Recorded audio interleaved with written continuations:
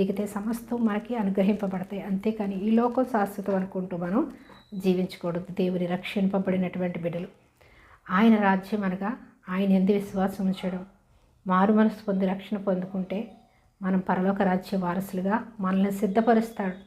రక్షణ పొందిన వెంటనే మనల్ని సిద్ధపరుస్తాడని కాదు, మనలో పరిశుద్ధాత్మ దేవుడు వచ్చినప్పుడు మన యొక్క తప్పులు పాపాలన్నిటి నుంచి పారదోలుతాడు మనలోంచి. అప్పుడు మనము మహిమ నుంచి అధిక మహిమలోకి మార్చబడతాం. ఒక్కొక్కటి మనకి ఇది తప్పు, ఇది పాపం అని పరిశుద్ధాత్మ దేవుడు మనకి బయలుపరిచినప్పుడు మనలో పాపం అనేది కానీ, లోక తలంపులు కానీ, దుష్టుని నుంచి వచ్చేటటువంటి ఆలోచనలు కానీ మనలో ఉండవు.